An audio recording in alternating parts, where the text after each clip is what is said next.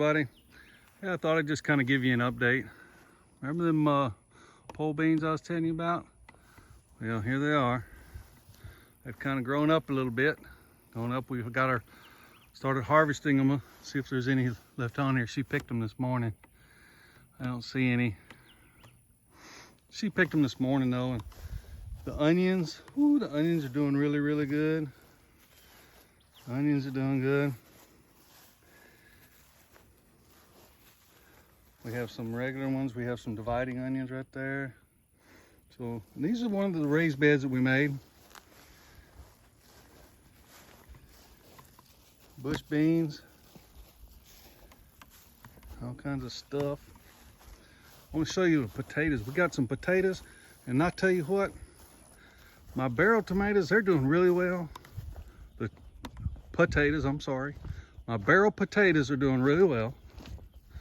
The tomatoes are doing good. I did these drop down strings, and you can see I'm starting to get a little bit of tension on them, which means the plants are actually starting to use them. That's pretty awesome. That's cool. I've never used drop down strings before. We're trying them. Let's take and get a little wrap on this one. Y'all can kind of see what I'm doing here.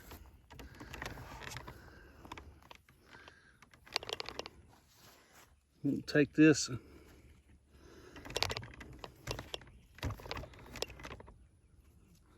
Take this plant right here, and we'll kind of put another wrap like so, and let it just kind of grow up this string right here. See, just kind of wrap it, and I'm not tying it, I'm just wrapping it. And we're putting a lot of water on them. It's been really, really hot. It's in the 90s. This one hasn't really done anything. It's kind of came unwrapped, if anything.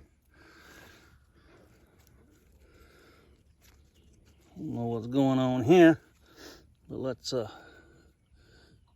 then somehow or another ended up in a loop. I don't want that. So what we'll do, we're gonna wrap this buddy up here. The reason I don't tie them in a knot is because I don't want to restrict their girth. I don't want to restrict their girth. So that's some tomatoes we've got growing in another raised bed. Here's the potatoes. You can see I'm ready to add some more soil in there. I'm gonna do that real quick. Got some other stuff growing, not doing real great, not real pleased. The grass was just too much, too hard to keep up with. And we see we've got some sweet potatoes and potatoes growing in hay.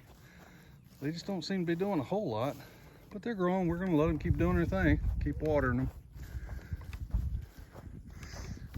We've got some silkies in the chicken tractor. You see the live trap. Always keep a live trap around this time of year because raccoons are doing what raccoons do. Hello, rooster. How you doing, buddy? Just looking out to say hi. Ain't he a pretty thing? Yeah, his job is to protect them girls. He does a pretty good job so far from what I can tell. You got any eggs in there?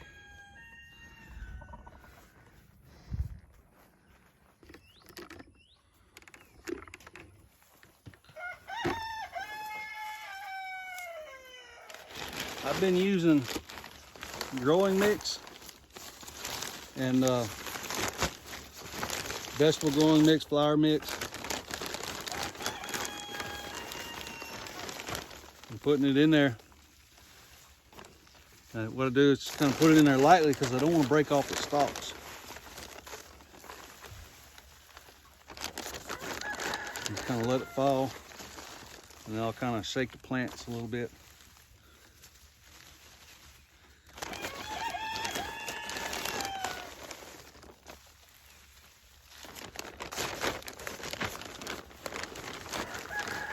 Let gravity do its thing.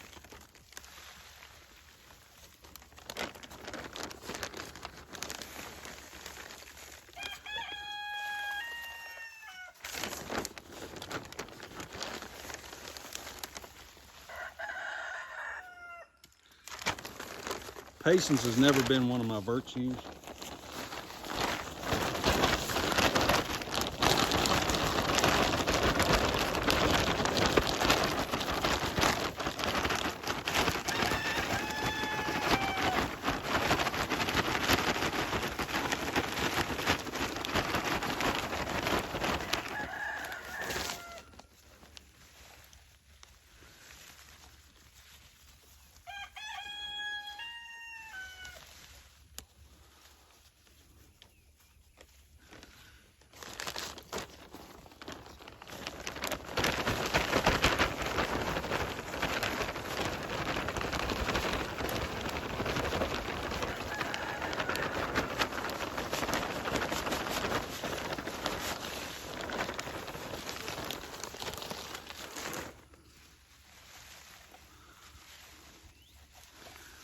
You put more dirt in there, it allows them to sprout more spuds, more roots.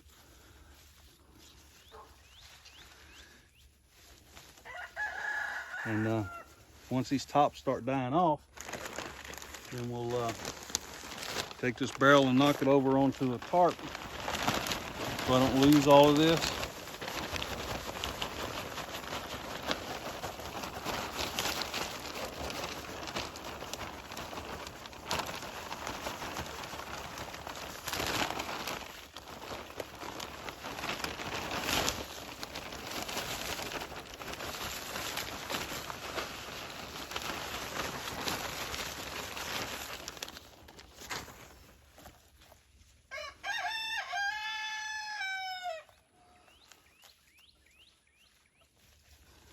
I think I might have got a little too anxious here.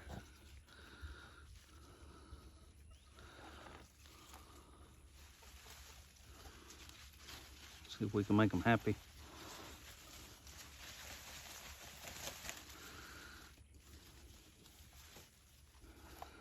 Everybody likes playing the dirt, don't they?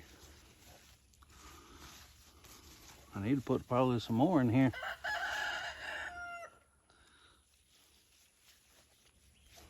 We're gonna let this go for a little while. Probably tomorrow, come back and put a little bit more. We need to put some water in there right now, because that's just as dry as it could be.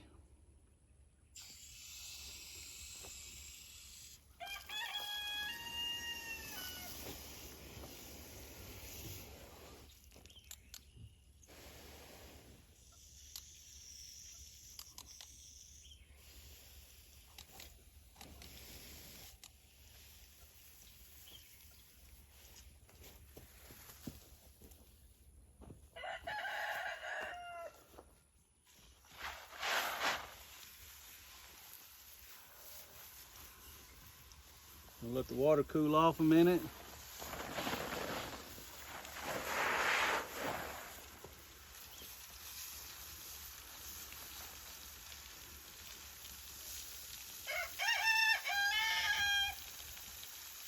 Actually, you know what I'm gonna do? I'm gonna wait till this evening, maybe after dark, because it's so hot right now. It's in the 90s. I don't want to burn them up.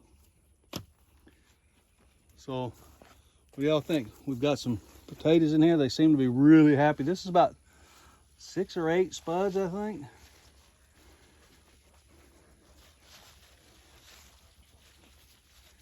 And like I said, I'm gonna come back this evening when it cools off. It's, like I said, it's still in the 90s, maybe high 80s right now. So I'm gonna let it cool off a little bit, and then I'll come in here and water them real good. So, what else we got going on the farm? Here's another shot of them tomatoes. We'll water them also. Look at there. Them, I think, are cucumbers, I think. They're growing up real nice. That's okra over there, it's growing. So we got a project going on that I want to share with you. We're also going to have pictures of the onions. They're going to be over here or maybe down there. And pictures of the potatoes that we harvested, they're going to be right around there somewhere. But my tractor, I was out brush hogging with the newly rebuilt gearbox that y'all saw me do. Working great. Came and parked it. Rinse off the catching screen. This thing always gets stuff on it, especially when you let everything go to seed before you mow. It's my fault. Can't blame anything else. Now it won't start. Won't turn over, won't do nothing. Tried to charge a battery. Let's not do anything. Battery seems to be dead. So I'm gonna have to take that battery out, bench test it, and probably end up going and buy another battery. So the saga continues. That's life on the farm. If it can go wrong, it will, sooner or later. That's just how it is. The great thing is God gifted me with the ability to do some things, so I don't have to take it to the dealer to change the battery. Once I change the battery, I'll take it out, bench test it, try to bench charge it. I don't know if I got other issues going on. Y'all see that right there? That old stock trailer? That stock trailer was gifted to me by a neighbor. Originally, you see it's got rust all over it. It's seen its better days. And originally I was going to buy it. He just flat wouldn't sell it to me because he's a good man. And he knew that this trailer is in rough shape. He said, no, I'm not going to sell it to you because it's in too bad a shape. But then he ended up giving it to me. I was going to use it for hauling pigs, which I think it's sound enough to do that.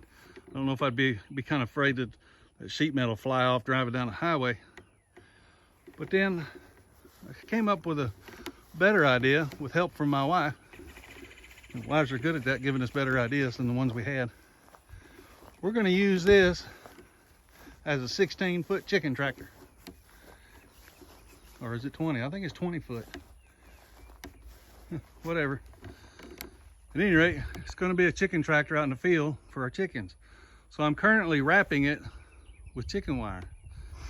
So to do this, I went ahead and I went and bought another set of clippers. I've always used 10 snips or side cutters for cutting chicken wire, and it's always worked real good. But thought I'd try something a little bit different. So I went and bought these shears from Harbor Freight.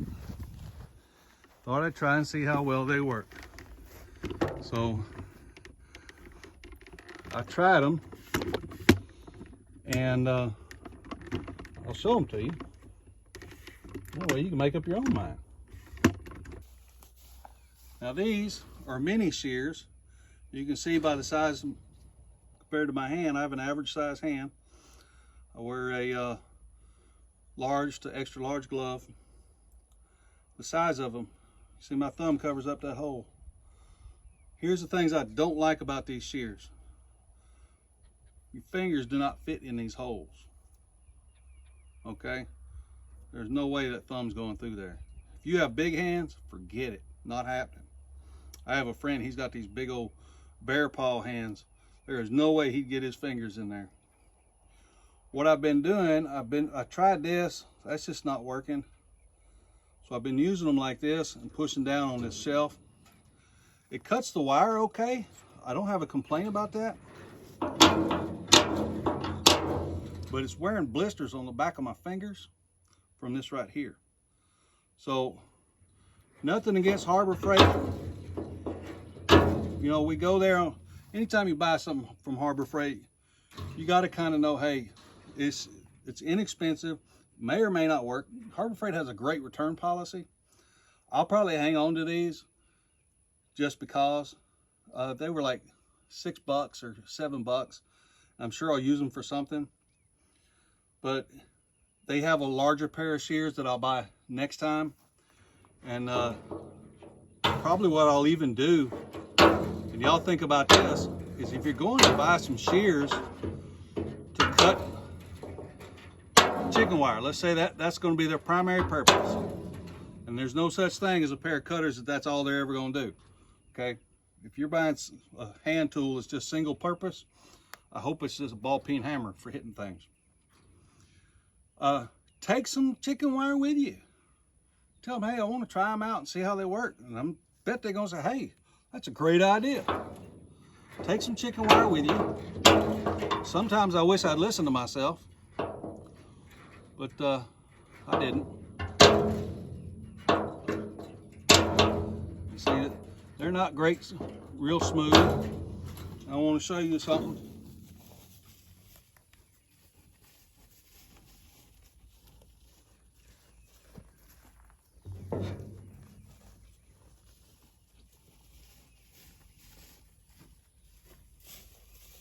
It's my lineman pliers.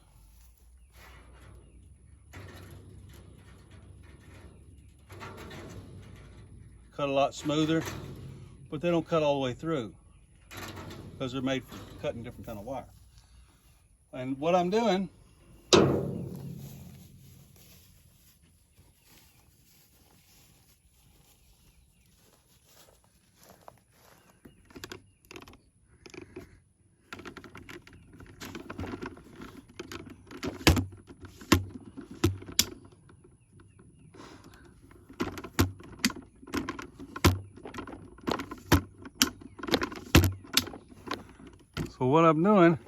I'm pulling this wire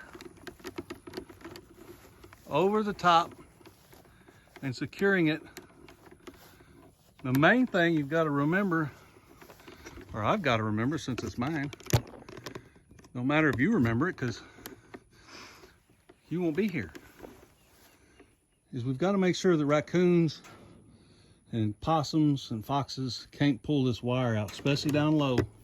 Like right here, they'll get in here. Now, they probably won't be able to fit through here, but I'll do something to secure that just to make sure that doesn't happen. Because why take the chance? They could possibly get in here and then climb up underneath behind this wire. Don't ever underestimate the power of a predator. Them raccoons and possums and whatnot, they're tricky. So I bought 48-inch wire, went over the top, and then secured it. And all I did was take baling wire, all this is baling wire, and cut it into sections about 6 or 8 inches long, wrap it around and twist it up. Now, the way I dispense it, because sometimes when you're working by yourself, this stuff can be a bear. So what I did is I took some PVC pipe, my jack stands, I hope y'all got a set of jack stands. Took some 1-inch PVC pipe, ran it through there, took some zip ties. Guess where I bought those zip ties? I bet you can guess. Harbor Freight. Zip tied them to the jack stand, okay? And then I just feed it off, lift it over the top. Now, I'll show y'all, I have one more row to dispense and I'll show y'all how I do that.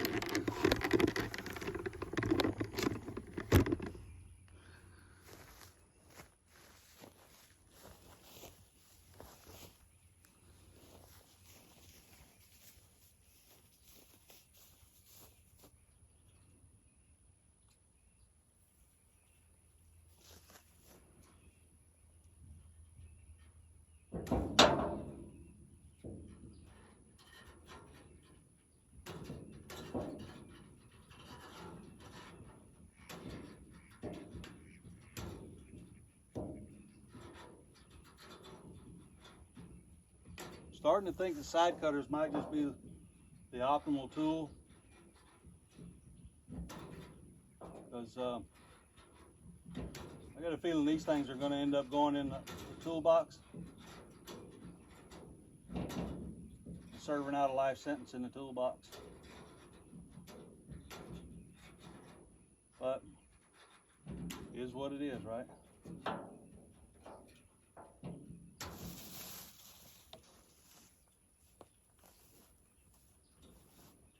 Now I'm going to take and connect the two.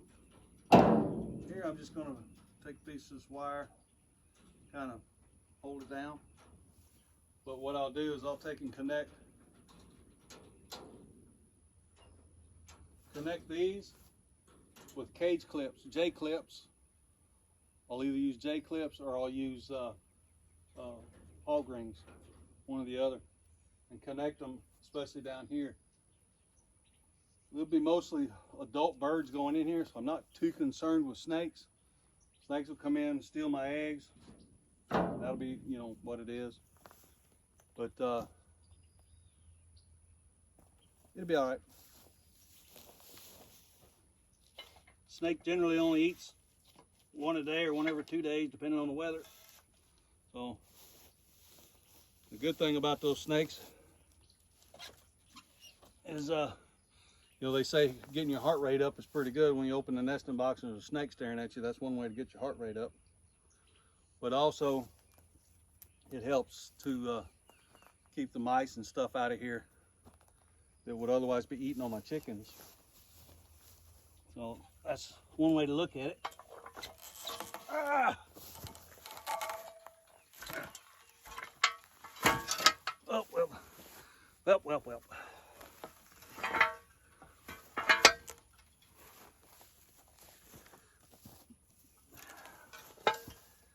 There we go. Now, preferably, this will go off without a catch, but not likely.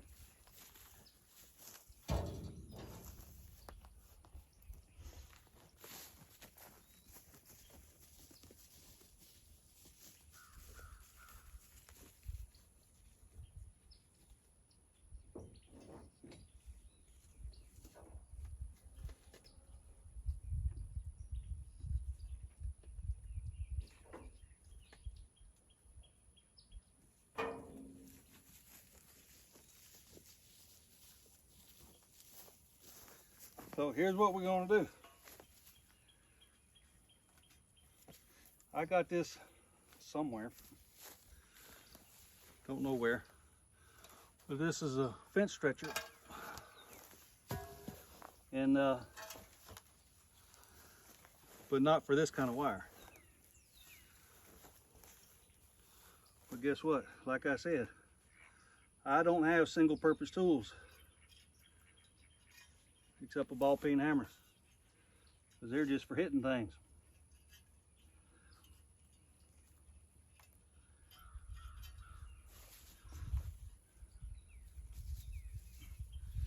And we take our rope, run it behind here,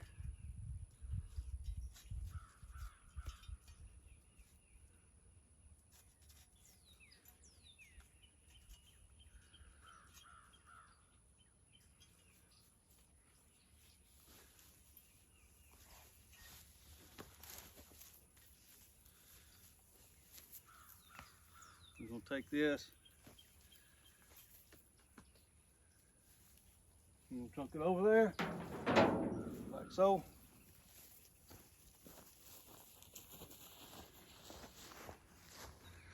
And the idea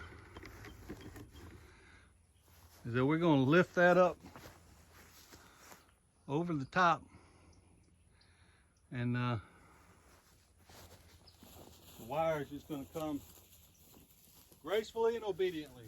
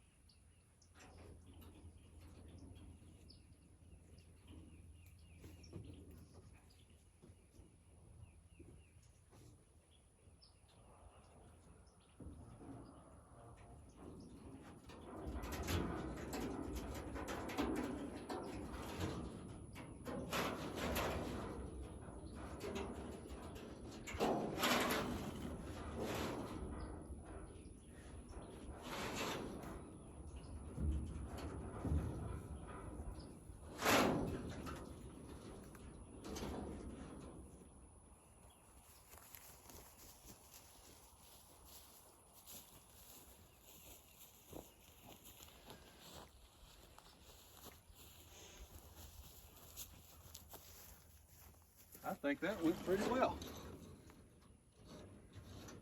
What do y'all think? I think that went pretty well. Then we'll just take this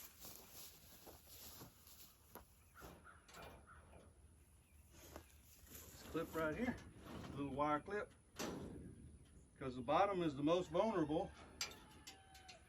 Makes sense, we're going to reinforce that the most, right?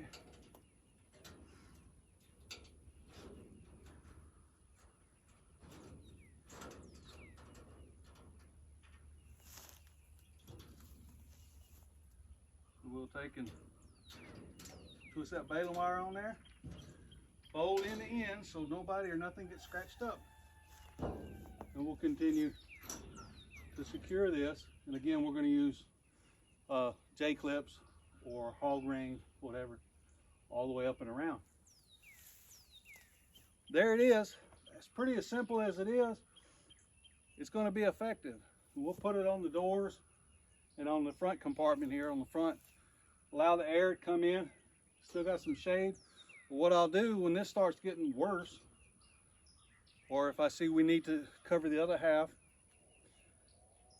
billboard vinyl is a great option. It really is. It's inexpensive. It's a great option for people that are on a budget. It works awesome. So, hey, y'all make somebody's day a little bit better. Give God the glory. Thank you for watching the video. Hit like and subscribe. I hope y'all have an awesome day. Y'all look right.